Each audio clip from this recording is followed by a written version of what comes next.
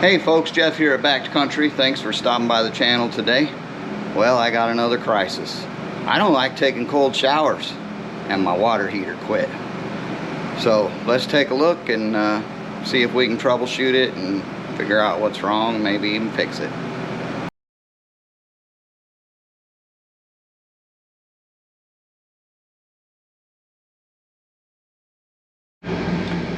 So inside the RV we got this switch right here.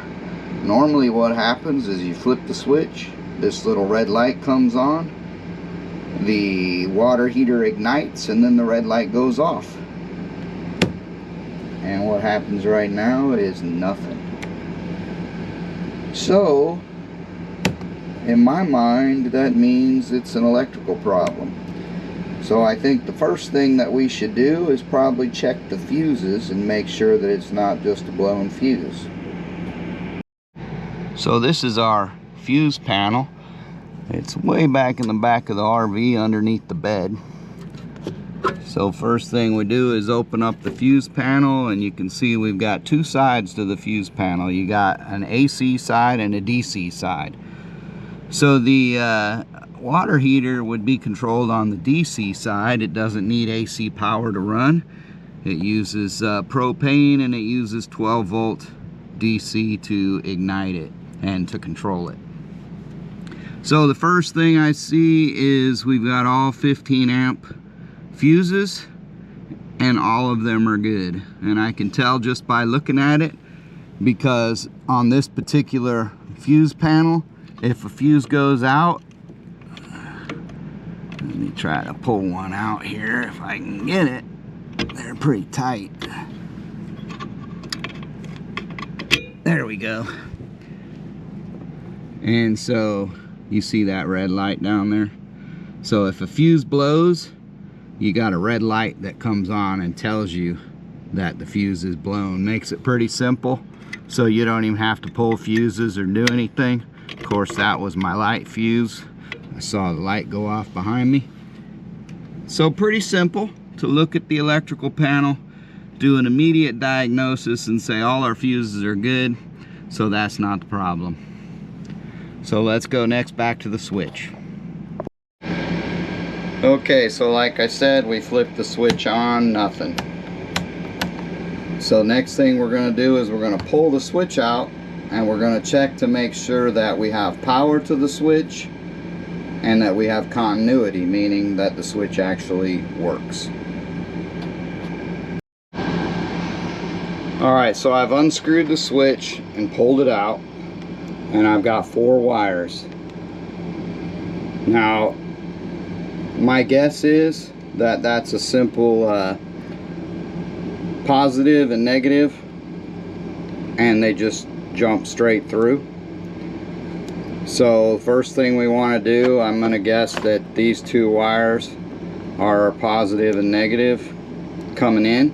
They're the heaviest wires, and that's what I think. So I'm going to check with my meter these 2 wires to see do we have power on those 2 wires.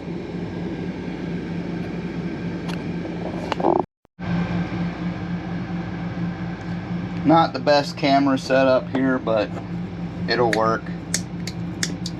Moving my wires a little bit to get exposed some metal so that I have access to it, and I'm putting the leads of my meter on there, and there we go, 13.54 volts. That's full voltage, so we are good there. Now I'm going to go over to the other side, the other 2 wires. There's a blue and a brown wire, and I'm going to see if we have any voltage on that side of the switch, and we don't. Now I'm going to turn the switch on. 13.53. So what that tells me is that we have power to the switch, and when I turn the switch on, we have power through the switch. So there's nothing wrong with the switch. and there's nothing wrong with the power. So I'm reinstalling the switch back into the mount, because that's all I need. So let me put those screws back in that and we'll head outside. Before I head outside, I'm going to turn that on so that I know I should have power to the water heater itself. Now we're going to go outside and check and see if we can find power there. Alright, so this is our water heater unit from the outside. We're going to open the panel and get in there. I know it's dirty, it's a little bit rusty, it's old. This is a 1996. It's well used. I assume this is the original water heater. So first thing, let's just kind of look at the water heater here and see what we got. So this right here is the control valve for the gas, and it's got some electrical connections to turn the gas flow on and off. This is our igniter, which is controlled by the main power board or control board, whatever you want to call it. That's the brains of it. And then you've got a thermal fuse here, and under this tab is the thermostats for high and low temperature. That's basically all your emergency cutoff. So the thermostat controls the temperature as far as operating it. This is the eco stat, which is basically I think your high temperature end shuts it down. And this is your cutoff, which is basically a thermal fuse. And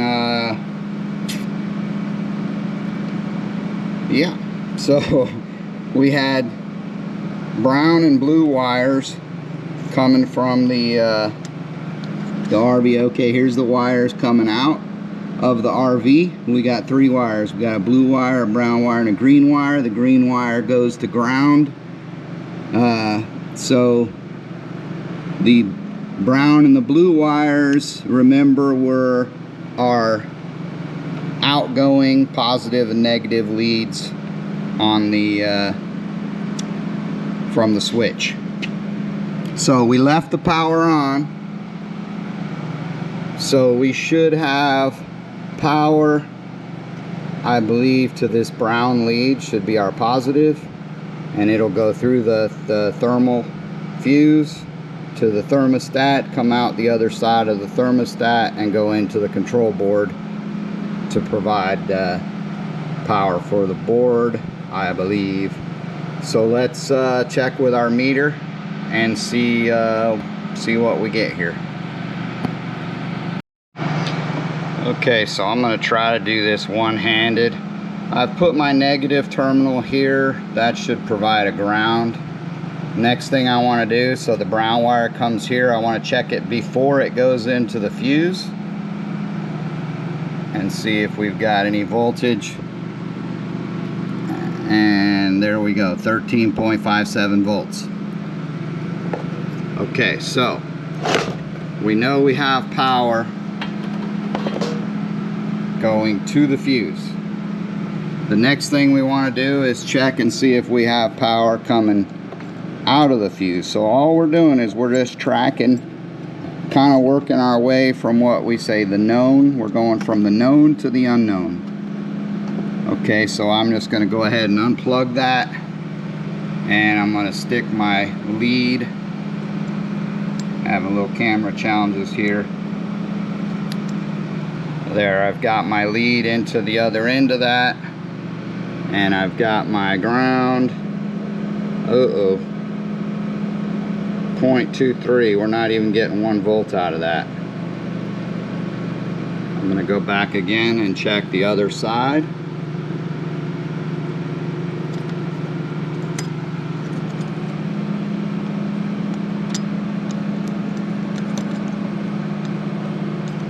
Again, this is very hard to do with one hand. Alright, I went and got a jumper so I could jump to ground with a hard clip and not have to touch that. And there we go. 13.57 volts. before we get to the fuse. Come and check the other side of the fuse, and now we got less than a volt. So that tells me right there that the fuse could be the problem. So the next thing I want to do now, because that's just a thermal fuse, it's a protection device. It doesn't have any extra voltage, amperage, or anything going through it. So what I'm going to do is I'm going to use this jumper, and I'm going to jump across that fuse in order to see if the water heater comes on. So if I clip this one end of the jumper to the thermostat, and then I clip the other end of the jumper to the hot lead, oh, look what happened. Our water heater just ignited. So that's our problem. The thermal fuse has gone out. But since we're here, let's go ahead and talk about the water heater as a whole. So, like I said, there's only a few pieces of electronics in this. You got this control board, you got the thermostats, you got that fuse. If the problem was something else, so let's say, for example, the igniter light in that switch, when you turn the switch on, the light comes on but nothing happens. You would come out here, maybe you hear this igniter just clicking, click, click, click, click, click, trying to light it, but it's not lighting, meaning there's no gas. So of course, if you're out of gas, you can check your propane and see if you're out. If you're not out though, and you don't have gas, then the problem's going to be this valve. Now you can purchase this valve. It's probably, I don't know, $150 to $200 is my guess. I don't know, I haven't looked it up, but that's my guess of what it would run. And so if you're going to spend that kind of money, you really need to think about, do I need to replace the water heater? Now, a control board, if the, let's say the power went to the thermostat, then the next thing we would have checked is the output side of the thermostat. Do we have power coming out? And if the answer is yes, we had power coming out, that means then we got power going to the board, and our problem would most likely be this control board. You know, those are $50 on up. Maybe sometimes you can get a generic one even cheaper than that, but I'll just say average 50, 60 bucks. Thermostats, you know, they're less than $20 for a set of these. The fuses, if you know the exact fuse, I mean, you can literally go out and buy those thermal fuses for like 50 cents each. I've even got some at home. Unfortunately, I'm not at home, so they don't do me any good, so I'll have to order one. Ordering a specific one for the RV, you know, I'd say less than 10 bucks. So nothing here is incredibly expensive. If you buy a whole water heater, it's $400 to $500. So again, if you're going to spend a lot of money, like if you had to replace this valve, you know, you might want to think about, should I replace the whole water heater? Now, I wouldn't replace this water heater for any of this small electronic stuff because it's not leaking. So if it was leaking water, then that's a whole different issue. Your tank is compromised, you know, rusted out, whatever. This one, it still works fine. We don't have any problems with it. It just stopped working. So now we know that fuse is the problem. And there's no need to you know, to replace it for such a small expenditure as say a $10 fuse. So I'm not going to replace it. I'll replace that fuse and we'll be good to go. We've already tested it. We know that we jumped across without the fuse. It ignited, so it's all good. That confirms the problem. Easy fix. Otherwise, like I say, you got to make that decision on your own based on your own water heater. If you got to pull this water heater out, you can see there's screws all the way around it. You remove all those screws, the whole unit slides out as one. But keep in mind, you got all your piping and everything on the inside, so you're going to have to disconnect all the water pipes and reconnect those. And depending on your RV, I'm not sure. I think this one uses basically PEX type fittings, so something I can do. But obviously for $400 or $500 to get a new one, I'll just spend $10 and we'll be good again. So I'm gonna go ahead and order that part, and then we'll come back and take another look.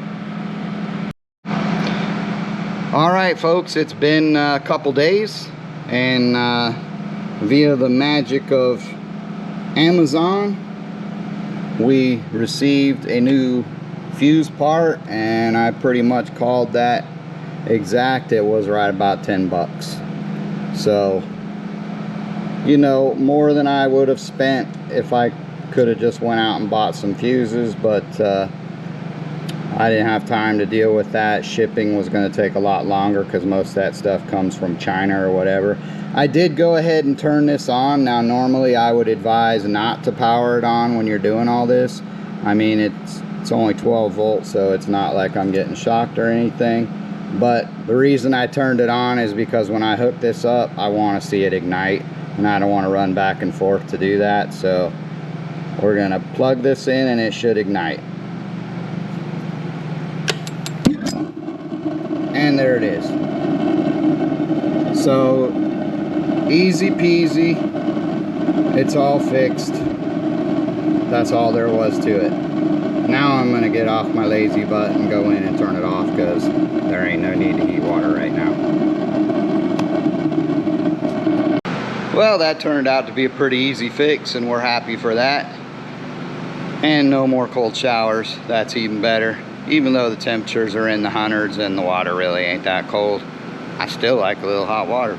If you haven't done so already, folks, please don't forget to like, subscribe, share it out, ring that bell, do all that kind of stuff. We hope this video helps you out if you're having troubles with your RV water heater. Hope that gives you the knowledge to at least diagnose it yourself and make a decision on what to do from there. As far as replacing that control board and all that, it's a simple plug and play type deal. You buy the new board, unplug the wires, plug it back into the new one, and you're good to go. So pretty simple deal. Of course, if your problem is your igniter, meaning the gas and everything's coming on but it's not igniting and it's the igniter itself, you can even replace that piece real easy. So like I say, hope this helps y'all out. As always, take care, God bless, and we'll see you on the next one.